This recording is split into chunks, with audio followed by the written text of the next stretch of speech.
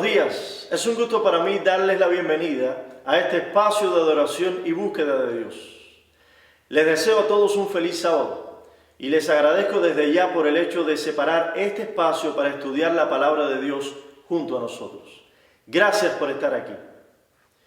Hoy quiero compartir con ustedes una meditación que he titulado Mi fe entre tormentas. Y quiero que juntos aprovechemos algunas lecciones espirituales de una historia que estudiaremos ahora a continuación sobre Jesús y sus discípulos.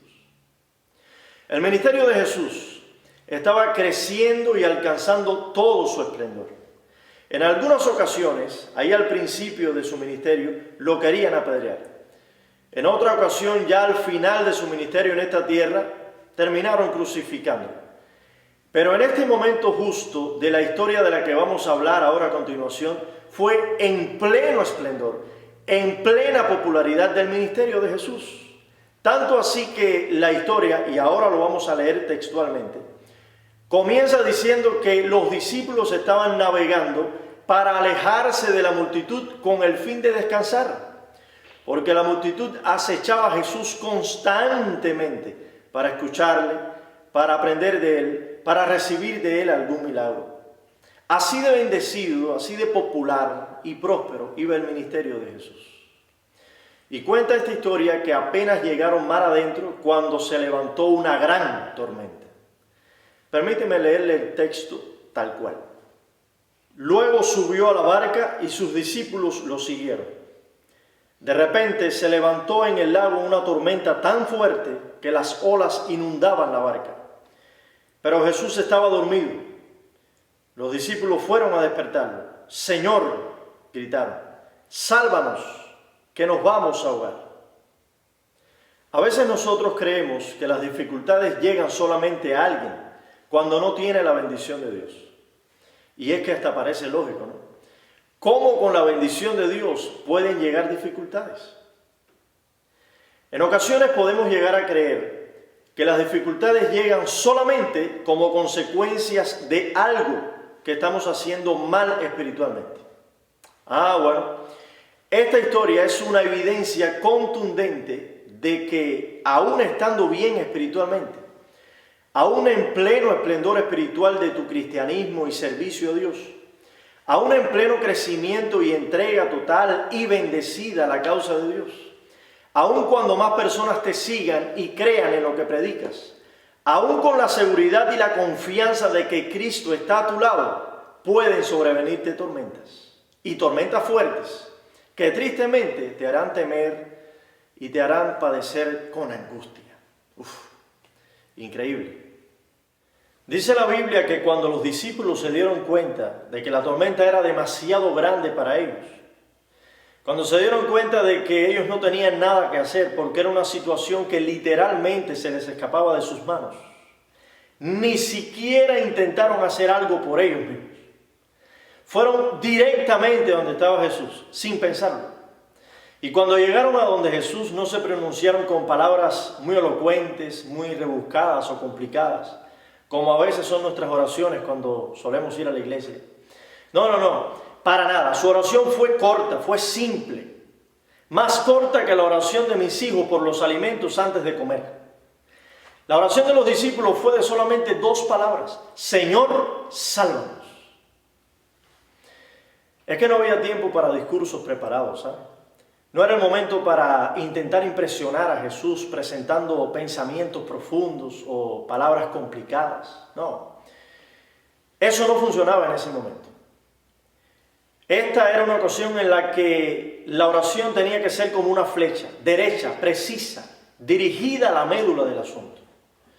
No le contaron a Jesús todos los detalles de la tormenta. De hecho, ni siquiera mencionaron que había una tormenta. Él ya lo sabía. ¿Para qué repetírselo? Querido amigo, escucha esto. A la hora de la verdad, a la hora de la prueba, a la hora de nuestras más duras tormentas, es cuando realmente entendemos qué es lo que de verdad vale la pena delante de Dios. Si los protocolos o una entrega genuina y sincera del corazón en cada una de las cosas que hacemos y decimos. Los discípulos no le dijeron a Jesús en ese momento cómo tenía que salvarlos. No había tiempo para tantos detalles. Su pedido fue específico y fue claro además. No necesitaban que Jesús les ayudara a sacar agua del bote. No necesitaban que Jesús les ayudara a bajar las velas del barco. No necesitaban que Jesús hiciera algo específico, sino que hiciera un milagro y lo hiciera pronto. Simplemente le pidieron a Jesús que lo salvara. La Biblia narra la siguiente parte de la historia de esta manera. Jesús se levantó y les dijo: hombres de poca fe, les contestó, ¿por qué tienen tanto miedo? Entonces se levantó y reprendió a los vientos y a las olas, y todo quedó completamente tranquilo. Los discípulos no salían de su asombro y decían: ¿qué clase de hombre es este que hasta los vientos y las olas le obedecen? Hay varias lecciones indispensables que quiero que aprendamos juntos acá en esta historia. Primera lección: las tormentas son inevitables. Por estos días estamos siendo azotados por una tormenta bastante peculiar llamada coronavirus. Y con mucha fe en nuestros corazones hemos invocado y confiado en centenares de promesas de Dios en la Biblia para momentos como este. Por ejemplo, el que habita bajo el abrigo del Altísimo morará bajo la sombra del Omnipotente. El ángel de Jehová acampa en derredor de los que le temen y los defiende. Caerán a tu lado 1000 y 10.000 a tu diestra, mas a ti no llegarán. No te sobrevendrá mal, ni plaga tocará tu morada. Todas estas son lindas promesas, y cito esta, pero puedo citar muchas más.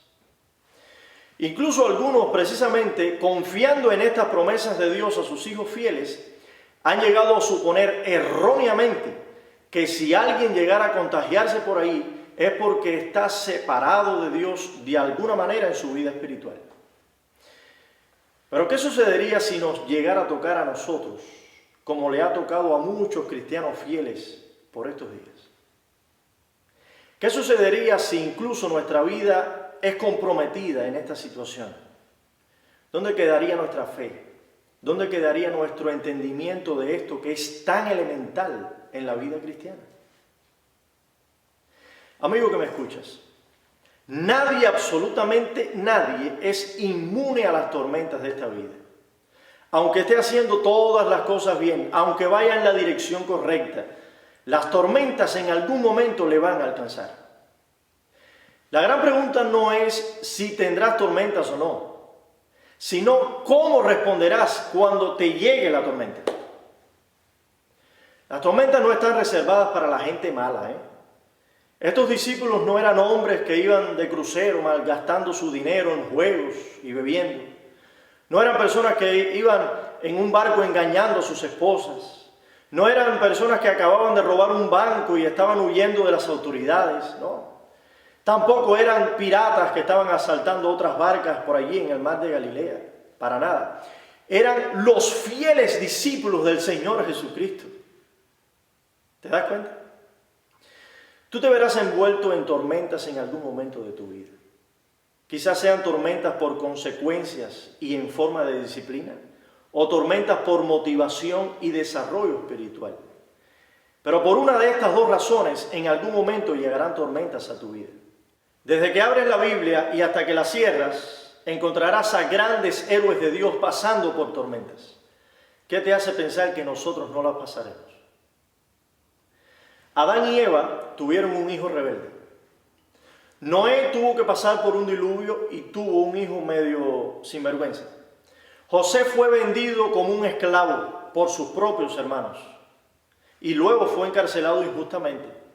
Moisés perdió los nervios y mató a un hombre, y más tarde tuvo que lidiar con un pueblo malcriado e inmaduro. David se vio obligado a huir para salvar su vida cuando su propio suegro, el rey Saúl, se puso celoso de su éxito. Nehemías tuvo poderosos enemigos. Pablo fue golpeado en repetidas ocasiones, encarcelado, perseguido. Todos ellos tuvieron sus tormentas. Pero de todos ellos se escribieron páginas gloriosas de victoria y salvación. No solo en la Biblia, sino en el libro de la vida, en el reino de los cielos. La segunda lección es igual de interesante y dice de esta forma: A veces la fidelidad a Jesús nos lleva a tormentas. Wow, pastor, pero ¿cómo va a poder ser eso? Bueno, le explico. Los hombres que había allí en esa barca no estaban huyendo de Dios como Jonás. Más bien estaban haciendo todo lo contrario. Estaban sirviendo de la forma más directa, más santa, más entregada que se podía servir a Dios.